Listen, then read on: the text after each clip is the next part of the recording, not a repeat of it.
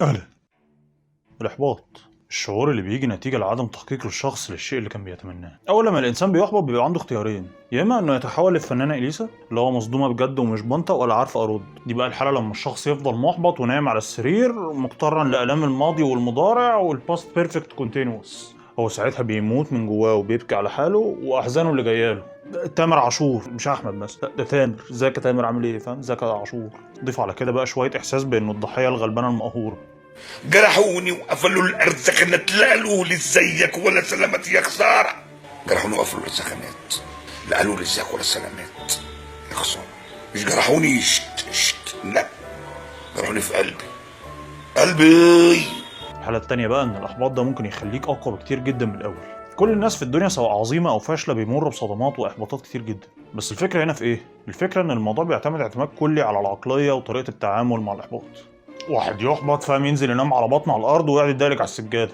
ناس تانية لما بتقع تعرف تقوم على طول، عشان عارفين إن الإحباط ده عمره ما بيكون نهاية العالم، بل على العكس يعني ممكن يكون بداية استكشاف طريق جديد فاهم للنجاح هو ما كانش يعرفه قبل كده. فبيقدروا يحولوا أي فشل لنجاح مهما يحصل.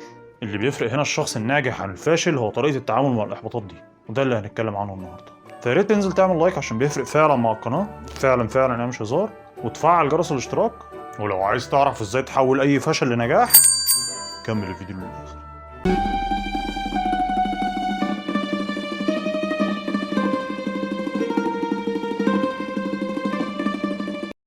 النهارده عايزين نتكلم عن ازاي نتعامل مع الإحباط بمختلف أنواعه. خلونا نبدأ بالحدث الأهم اليومين دول. طبعا كلنا زي كل سنة بنتابع طلاب الثانوية العامة اللي لسه مخلصين عوم وطالعين منها. الطالب بيطلع يا دوب ياخد دش وينشف وياكل سندوتش حلاوة بالقشطة ويقعد كده مستني النتيجة. النتيجة هنا عاملة زي توقعات الإنسان من أي حاجة في الحياة عموما. ناس هتلاقيها متوقعة نجاح مبهر ومنقطع النظير، وناس تانية عايزة تعدي أو توصل لنقطة معينة وخلاص، وناس تعاملها مع الحياة عموما مش الثانوية العامة بس بالمنظر ده. وري لها البرشامه يا عصام. مش اشكال، لا مش اشكال، خلاص بقى ما هي اخر ماده. الحمد لله. طيب بناء على الغش اللي انت غشيته الامتحان، شايف ان هو كان سهل طيب ولا مش عارف؟ انا والله ما اعرف، انا كل اللي عملته ان انا نقلت من اللي ورايا وخدت من عصام طبعا اللي هو مذاكره على اللي انا مذاكره. ما اعرفش والله، انا ما كنتش بحضر الجيولوجيا دي ولا كنت اعرف غير اسمها، والله ما اعرف. اصحابك يعني قالوا سهل؟ ايه؟ أول ما النتيجة بتطلع الموضوع بيتحول، الناس بترقص وناس بتموت حرفيا. أكيد طبعا النجاح والتفوق حاجة عظيمة جدا ومهمة، مفيش كلام أبدا على أهميتها، بس الفكرة هنا إن الطريقة اللي مبني عليها نظام الثانوية العامة نفسه هو اللي بيخلي الموضوع يبان للطلاب والأهالي بالشكل الهرمي ده، اللي هو كليات معينة فوق وكليات تحتها وهكذا. مع إن على أرض الواقع، وده للأسف اللي معظم الشباب بيتفاجئوا بيه بعد التخرج، إن كل واحد وشطارته حرفيا مهما كان مجاله مؤهلك هيحطك على طريق معين. الطريق ده ممكن يكون الطريق المناسب ليك وممكن ما يكونش مناسب خالص. وعشان كده معظم الناس الناجحه مش شرط نجاحهم ده يكون في نفس مجال دراستهم، لان اللي بيحصل زي ما قلنا كده، الطالب بيطلع بيبص على الطريق اللي مؤهله وبيأهله عشان يقعد عليه. هو ما بيشتغلش، هو بيقعد عليه. ساعتها بيكتشف ان في طريق تاني انسب له، فبيسيب الطريق الاولاني ايا كان نظره المجتمع ليه بقى مش هتفرق ساعتها. فتلاقي مثلا دكتور ساب الطب وبقى مؤلف، وتلاقي محامي بقى ممثل، والدنيا تقعد تتشقلب كده. فلو رجعنا لموضوع نتيجه الثانويه العامه ده، هنلاقي ان الشباب بيكونوا مبسوطين وزعلانين مش عشان شيء ذاته. بيكونوا مبسوطين او زعلانين على اساس ان ده الشيء اللي المجتمع والاهل بيبصوا له ان ده الشيء الجميل الحلو اللي يا نهار ابيض على الشقاوه يا نهار ابيض على الحلاوه، وان ابني دخل الكليه دي وابني ما دخلش الكليه دي فاهم، وبيحكموا على الواد كأن فاهم عارفين الخير فين. احنا يا ابني احنا بص احنا جايين من المستقبل وبنقول لك هتخش الكليه دي هتبقى زي الفل، مش تخش الكليه دي فاهم هتبقى زي عمك كده. مع انه والله ما حدش عارف الخير فين غير ربنا. وعشان تعرف انهي طريق اصلا يناسبك ولا لا لازم تبقى عارف نفسك كويس جدا وعارف انت عايز تطلع بايه. من الاخر يعني يبقى عندك وعي ذاتي، لو اصلا معظم الناس نتيجه للنشأة والتربيه والمجتمع ما بيبقوش واعيين حتى لو عندهم 70 سنه. فده كده اول حاجه كنت عايز اقولها النهارده. لو انت جبت مجموع عالي فالف مبروك، ده شيء عظيم ولازم تبقى فخور بنفسك فعلا. افرح وبسط على قد ما تقدر عشان انت تستحق ده، بس اعرف ان نجاحك ده هو نجاحك في الفتره دي بس، واللي جاي كله هو الاهم فعلا. ولو انت جبت مجموع قليل فمالكش دعوه بنظره الناس ليك، اتعلم من الدرس ده واقفل الصفحه وركز في اللي جاي. الاحباطات في الحياه عموما مش بتقف عند ده بس، الانسان بيقعد يحبط طول ما هو عايش. احباطات فوق تحت يمين شمال قدام ورا، في الشغل في البيت في كل حته، كل حته احباط. فعشان نرتب دماغنا كده مع بعض تعالوا نقسم الاحباطات دي عشان ما يخشوش في بعض. Psychology Anywhere Anytime قسموا لنا الاحباطات لنوعين: internal frustration ده الاحباط الداخلي، و external frustration وده الاحباط الخارجي. الاحباط الداخلي ده هو احباط الشخص من نفسه، زي ان شخص مثلا يشوف عدم تحقيق الاهداف الشخصيه ورغباته وما شابه بسبب مثلا نقص الثقه بالنفس او التقصير او الخوف من الناس والمجتمع. الاحباط الخارجي بقى او الاكسترنال فرستريشن هو الاحباط الناتج عن ظروف الشخص مش بيكون هو السبب فيها يعني، زي مثلا الحاجز الجسدي واعتمادك على الناس اللي حواليك وهكذا. طيب هل الاحباط بيؤدي للحزن بس وفتره وبتعدي؟ للاسف مش دايما، كل الناس بيتاثروا بالاحباط بطرق مختلفه. تعالوا اوضح لكم بمثال ردود الافعال المختلفه بعد الاحباط لاشخاص بتقابل عقبه قدامهم. وبالمره هي فرصه عشان اقول للطلبه على احد اكثر المجالات المحببه لقلبي وهي البرمجه او السوفت وير انجينيرنج. وبالمناسبه بنصح كل طالب علم رياضه يظن في نفسه ما يظن من الذكاء انه يحط المجال العظيم ده في الاعتبار، لانه للاسف مش واخد حقه في مجتمعاتنا خالص عشان لسه الاهالي ما نزلهمش الابديت بتاعه. هم لسه بيحلموا لعيالهم بنفس المجالات اللي كانت على ايامهم في السبعينات، مع انه في رايي اقوى مجال في العالم دلوقتي وقوته هتفضل تزيد مع الوقت. فمثلا لو واحد ديفلوبر شغال على ابلكيشن بقاله شهور بيحلم وبيتمنى ان الابلكيشن ده هو اللي يغير حياته 180 درجه، مره واحده يطلع له ايرور او بج يخليه ما يعرفش يعمل ديبلوي للابلكيشن ولا يشغل التطبيق حتى. هنا طبعا هيحبط جدا لانه تعبان وخلاص جاب اخره ومش قادر يكمل. في الحاله دي هيكون رد فعله حاجه من الاتي: اول حاجه الغضب، ممكن يتجنن ويتعصب ويمسك الشاشه يكسرها ويقعد على جنب فاهم يعيط بعدها. تاني حاجه الاستسلام، ممكن يستسلم وما يكملش ويلغي فكره المشروع اصلا من دماغه، او ممكن يعيش على طول في توتر وقلق خوف من ان حلمه يضيع، او يبدا يفقد الثقه بنفسه وقدرته على تغلب الاحباطات دي. طيب ازاي نتعامل مع الاحباط والاحساس بالفشل؟ ده اللي هنقوله في الاخر، بس تعالوا الاول نشوف نماذج حقيقيه احبطت وفشلت بس بعد كده حولت ان الفشل ده لنجاح عظيم. اول قصه معانا هتكون لعم كنتاكي فرايد تشيكن او كولين ساندرز. انا اخترت ابدا بيه مش عشان هو راجل عظيم، بس انا جعان قوي الصراحه. راجل البركه ده بقى جاي من تحت خالص بقى فاهم، تعبان، راجل تعبان طول حياته، قصته حزينه اكتر من اغاني الفنان علي الحجار. عم ساندرز البركه ده وهو عنده بتاع 40 سنه اجر له حته ارض عليها بنزينه كده. المهم البنزينه دي كانت على الطريق العمومي، فقال لك لما ابدا بقى لي شويه فراخ وبطاطس جنبهم كول سلو اللي هو الكول سلو يعني. بدا بقى يطور التتبيله بتاعته تكاته حركاته واللازم منه لحد ما جم ايه عملوا تفريع على الطريق فما بقاش في حد بيجيله. قال لك بس يا خراب بيتك يا وهدان، وقعد يلطم شويه. وبعدين لما الراجل ما لقاش حد ياكل اكله بدا هو ياكل اكله لحد ما تخن قوي. قال لك ايه يا عم ده انا كده هيجي لي التصاق في الجنبين. بعدها قعد يحاول يبيع الوصفه بتاعته دي بس كل شويه تترفض، لحد ما بدا اول مطعم في سلسله كنتاكي فرايد تشيكن او KFC اللي هو في اول المانيال ده. تاني واحد معانا النهارده هو والت ديزني. كلنا عارفين طبعا مين والت ديزني ده. والت ديزني هو من اكتر الاشخاص الكرييتيف في القرن العشرين، وده بقى اللي اسس شركه والت ديزني اللي هي لحد النهارده اشهر شركه رسوم متحركه في العالم. ده طبعا اللي عامل لنا بكار ورشيده. للاسف لا، ده اللي عمل شخصيات زي ميكي وجوفي اللي هو بندق، دونالد داك اللي هو بطوط، وبعد كده بقى سندريلا وسنو وايت، مرورا بقى بويني ذا بو، بينوكيو، لايون كينج. اي حد فاهم تعالى يالا الكرتون يالا تعالى يالا تعالى عندنا في الشركه. ولسه لحد النهارده الشخصيات دي هي الاشهر في العالم، يمكن مفيش حد صغير ولا كبير ما يعرفهاش. الراجل ده في بدايه حياته كان شغال في جريده كانساس سيتي ستار، وجم سنه 1919 وطردوه.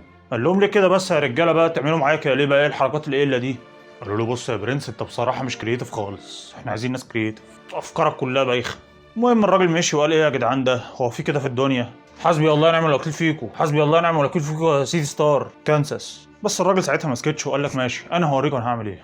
وقام جمع $15,000 واشترى شركه لاف او جرام، شركه انيميشن معروفه. كان نفسي اقول لك ان هنا كانت بدايه النجاح بس للاسف الشركه فلست والموزع الاساسي المعتمد قفل وحاجه نيله. طبعا الراجل اتصدم شويه وبتاع، بس بعدها قال لنفسه انا الفنان احمد بدير. معرفش ايه علاقته بالموضوع بس جه في بالي. المهم قام مكلم اخوه قال له يا اسطى بص لم لنا القرشين المتبقيين بقى ويلا نطلع بقى على ايه، على هوليوود. هوليوود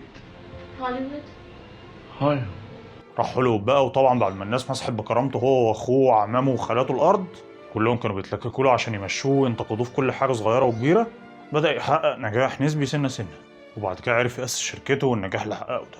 تالت واحد بقى في قائمه اجمد 6 الساعه 8 اللي انا عاملها دي هو ستيف جوبز. مين ستيف جوبز ده؟ ده الراجل اللي عمل مجد شركه ابل وسلسله بقى الايفون والايباد والاي روبوت والحاجات الحلوه دي. الراجل ده كان في قمه مجده في العشرينات من عمره لما كان في شركه ابل، والقفزه اللي عملوها في الثمانينات بجهاز الماك اللي كان بدايه برنامج بينت او ما يسمى بالرسام. المهم الراجل ده اتطرد بعد كده من ابل. اتطرد ازاي يا عم؟ اللي هو اللي عملهم. ده اللي حصل سنه 1985 لما جون سكالي اللي هو السي او بتاع ابل اتطرد عن مش ستيف جوبز ده منها. المهم جوبز ما سكتش وراح اسس شركه نيكست اللي هي عشان تبقى بعد كده تنافس ابل. قعد يعلي ويعلي في الشركه لحد ما شركه ابل بعد كده اشتريتها وقالوا له بص يا بس الشركه دي تلزمنا. ده المهم بعد كده مشوا اصلا الراجل جون ده لوحده. رابع واحد بقى هو مدرب كره السله العظيم جون وودن. الراجل ده يمكن معظمكم ما سمعش عنه قبل كده، بس ده كان احد اعظم مدربين كره السله في التاريخ. الراجل ده كسب 12 دوري في تاريخه كمدرب، منهم 11 ورا بعض. بس مش دي العظمه. العظمه هنا ان الراجل ده ببساطه قبل ال 12 بطوله دول قعد 16 سنه ما كسبش ولا بطوله. تخيل كده معايا 16 سنه من غير ولا بطوله. بعدها 12 سنة ب 11 بطولة.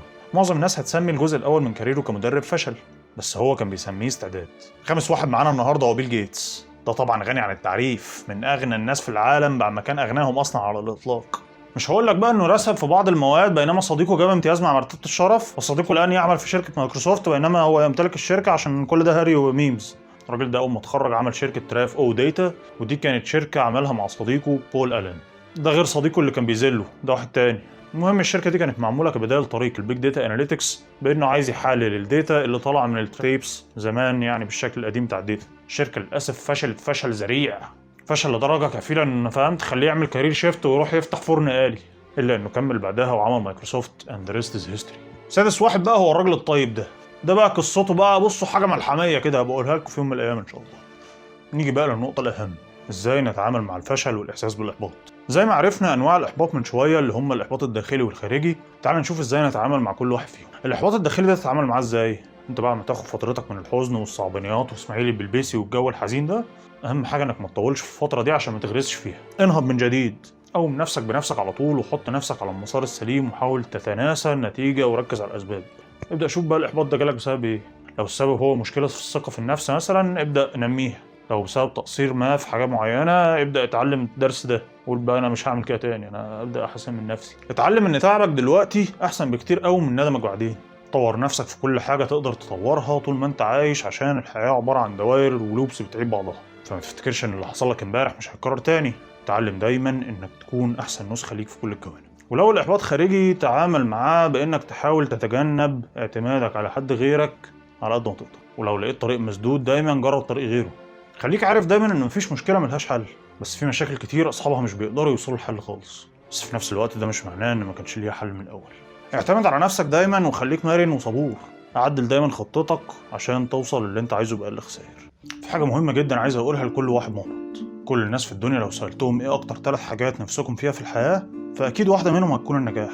كل الناس بيقضوا ساعات وايام وسنين من عمرهم بيدوروا على النجاح، بس في الواقع النسبه الاقل منهم هي اللي بتحققه، او بمعنى اخر ناس قليله منهم اللي عندهم الاصرار الكافي انهم يوصلوا للنجاح ده.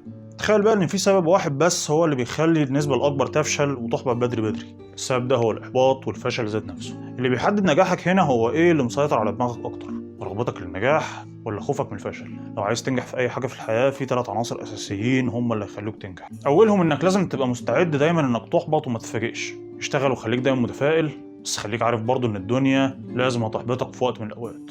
احلام هتحلمها مش هتتحقق، ناس هتحبهم وهيحبطوك، هتثق فيهم وهيخونوا الثقه، علاقات وصداقات واهداف. خليك عارف ان هيجي عليك وقت وهتحبط، بس ما تفكرش في ده، اعرفه وانساه. بس اللي هيفرق هو هتعمل ايه لما تحبط. هل هتتكسر ولا هتكمل؟ هل اللي يراهن على فشلك هيكسب ولا هيخسر؟ اوعى تقف كتير عند الاحباط، عشان لو وقفت الدنيا مش هتيجي تبوسك على قورتك وتقومك من تاني. محدش هيقومك لما تقع غير نفسك. تاني حاجه اوعى تستسلم بدري. النجاح ما هو الا استثمارك لفتره من الزمن عشان توصل لنتيجه معينه. كل ما الزمن ده يزيد كل ما احتماليه وصولك للنجاح هتزيد معاه. لو انت عارف فعلا ان الحلم ده المناسب ليك اوعى تسيبه.